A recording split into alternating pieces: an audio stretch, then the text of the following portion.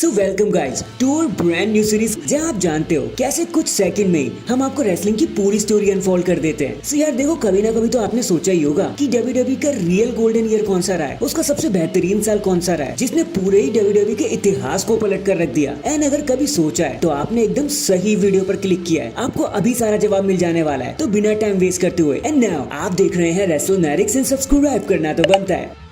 Well guys, जब हम WWE की गोल्डन ईयर की बात करते हैं तो हम में से बहुत से लोग कहते हैं कि रूथलेस एग्रेशन का टाइम बेस्ट था, और कुछ तो कहते हैं Roman era is the best one. लेकिन सही मायनों में एक ईयर ऐसा भी था जिसने WWE के आने वाले 20-22 सालों को प्लान कर दिया एक ही झटके में, और वो साल था 2002। लेकिन ऐसा क्यों हुआ? तो पहले तो आप इन नामों को सुन लो। Rey Mysterio, Randy Orton, Batista, John Cena and even Brock Lesnar. इन सभी ग्रेटेस्ट ऑफ ऑल टाइमर्स ने एक ही ईयर में मतलब 2002 में डेब्यूट किया। एंड इन्होंने क्या इम्पैक्ट दिया है WWE को, उसका एक छोटा सा एग्जाम्पल मैं आपको दे देता हूँ। इनके बीच में 40 से भी ज्यादा वर्ल्ड चैंपियनशिप्स हैं, 20 से भी ज्यादा रेसलमेनिया, 12 से भी ज्यादा रेसलमेनिया मेन इवेंट्स। सभी के सब हॉल ऑफ फेमर डिजर्व करते हैं, इतने बड़े स्टार हैं। एंड टोटल 100 पेपर व्यू से भी ज्यादा इन्होंने शो अप किया है, जहां ऑर्टन एंड सीना, रे मिस्टीरियो अभी तक एक्टिव बने हुए हैं। इसीलिए सही मायनों में एक गोल्डन ईयर कहा जाता है। लेकिन ये तो थी गोल्डन ईयर की बात, क्योंकि कुछ अच्छा होता है तो कुछ बुरा भी तो होता है। तो अगर आप वो वर्स्ट ईयर जानना चाहते हो तो वीडियो को अभी लाइक एंड सब्सक्राइब कर दो, ताकि वो आपसे मिस ना हो जाए। एंड अगर चैनल पर नए हैं तो चैनल को अभी लाइक एंड सब्सक्राइब कर दो। बाकी मैं मिलता हूँ आपसे किसी और अपडेट के साथ। तब तक के लिए अपना ख्याल रखें और खुश रहें। सो गाइज, आपका एक बार फिर से स्वागत है। तो बिना किसी फॉर्मेलिटी के लेट्स डू दिस और पता लगाते हैं कि आखिर हमारे ट्राइबल चीफ कैसे बने, उसके पीछे का राज पता करते हैं। एंड नाउ आप देख रहे हैं रेसलनरिक्स एंड सब्सक्राइब करना तो बनता है।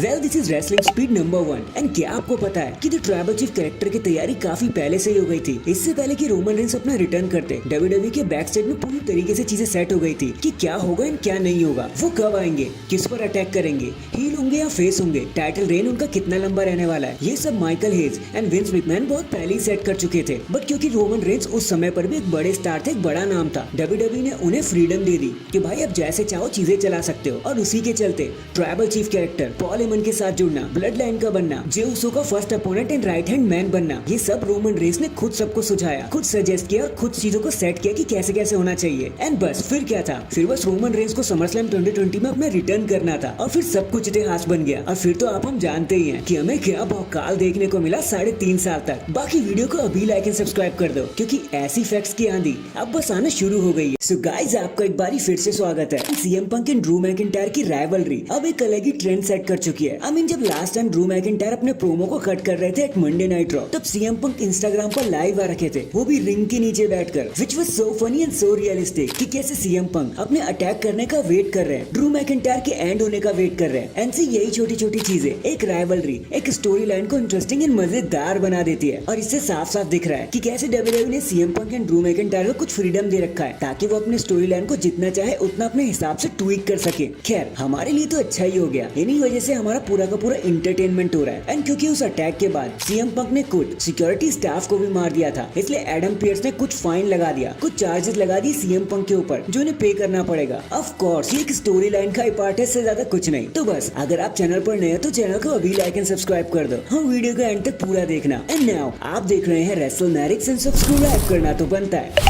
वेल गाइस, अभी हाल ही में mister United state champion LA Knight ने एक बहुत ही अमेजिंग किस्सा शेयर कर दिया हम सभी के साथ। तो एक इंटरव्यू देते हुए उन्होंने बताया कि यार, आई थिंक ये स्लैमवर्सी 2016 के आसपास की बात होगी, जब मैं एक मैच कर रहा था। तब मेरा नाम एलाई ड्रेक हुआ करता था, मैं TNA का वार्ड था। एंड उस दिन मैच के दौरान जब मैं अपनी एंट्रेंस ले रहा था, तो अचानक से मेरा पैर मुड़ गया और मैं पीछे की तरफ गिर गया रूप से, और ये काफी एम्बैरेसिंग लगा, सबने नोटिस भी कर लिया। मुझे लगा कि बस मेरा पोचमीनिया यहीं पर हो गया, अब लोग इसे सालों साल याद रखेंगे। लेकिन फिर मैंने एक ट्रिक खेल दी, मैंने मैच के बीच में ही एक बार फिर से उसी स्पॉट को दोबारा से दोहराया और एक सही मैनर में किया, ताकि सबको ऐसा लगने लगे कि वो जो एंट्रेंस पोच था ना, वो मैंने जानबूझ के किया था। But still it was so embarrassing. And इतना कहकर वो शांत हो गए। But well LA Knight, career के स्टार्ट में भाई इतनी छोटी छोटी बातें लगी रहती हैं, तो चिल मारो आप, हम आपसे कुछ नहीं कह रहे और हमने कुछ देखा भी नहीं। तो #पोचमेनिया। Next guys, as we all know कि अभी 2 दिन पहले साइको सिड इस दुनिया को छोड़ के ही चले गए at the age of 63। And खुद उन्हीं के बेटे गनर ने इस चीज को रिवील किया फेसबुक पे पोस्ट करते हुए। बट आई नो कि आप ये जानना चाहते होंगे कि ये सब हादसा हो कैसे गया। तो एक्चुअली 2020 के अराउंड साइको सिड को एक रेयर कैंसर हो गया था। उससे उन्हें डायग्नोस होना पड़ा था, जो एक तरीके का बोन कैंसर है, विच इज कॉन्ड्रोसर्कोमा। एंड उसी के चलते जब चीजें 2024 तक एक्सट्रीम हो गई तो साइको सिड उसे झेल नहीं सके और हम सभी को अलविदा कह के चले गए। फिलहाल तो बस हम इतना ही कह सकते हैं कि rest in peace to him and भगवान उनकी फैमिली को शक्ति दे लॉस झेलने की। भाई हाल फिलहाल तो इन 30-40 दिन में WWE ने बहुत बड़े रेसलर को खो दिया है। पता नहीं अचानक से एक के बाद एक डेथ्स कैसी हो रही हैं, जो बहुत बुरा है यार।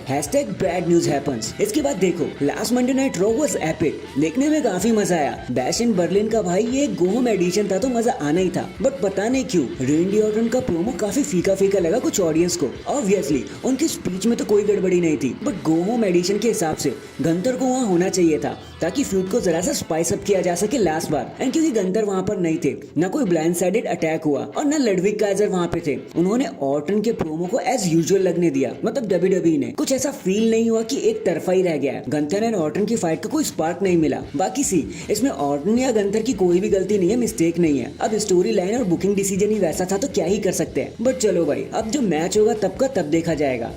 #Bash in Berlin in the and. अब जरा ध्यान से सुनना क्योंकि जे उसो फैन को अब जरा सा दुख लग सकता है। देखो यार, अभी एक इंटरव्यू देते हुए जे उसो के फादर रिकीशी ने बताया कि जे उसो की बुकिंग से वो जरा भी खुश नहीं है। सी बच्चा काफी अच्छा कर रहा है, फैंस उन्हें बहुत ज्यादा पसंद कर रहे हैं। रोमन रेंस को नेक टू नेक टक्कर दे चुके हैं, वो समर स्लैम को मेन इवेंट कर चुके हैं, खुद एक अलग पर्सनैलिटी बना चुके हैं। तो अब इससे ज्यादा आपको क्या ही चाहिए। WWE उन पर टेक क्यों नहीं ले रही। एंड देखो, अगर इस उधेड़ बुन में जे उसो WWE को छोड़कर चलेकर AEW को ज्वाइन कर लिया अपना नाम बनाने के लिए, तो इसमें कुछ भी गलत नहीं होगा। एंड इतना कहकर रिकीशी शांत हो गए। वैसे अगर ये बात किसी नॉर्मल बंदे ने बोली होती तो हम इग्नोर कर सकते थे, लेकिन ये खुद जे उसो के फादर ने बोली है तो इस पर तो डाउट होना बनता ही बनता है। एंड गाइस, ये हल्ला तो वैसे भी पहले से ही कट रहा था कि WWE जे उसो को टाइटल पिक्चर ऑफर ही नहीं कर रही, ये जानने के बावजूद भी कि वो एक मेन इवेंट प्लेयर है, ये जानने के बावजूद भी कि वो खुद को प्रूव कर चुके हैं। बाकी अगर जैसा रिकीशी कह रहे हैं वैसा सच में हो गया तो भाई एक रियल ब्लेंडर हो जाएगा। #Uso is all elite. So that is it guys. अभी के लिए तो बस इतना ही। आप मुझे बताना,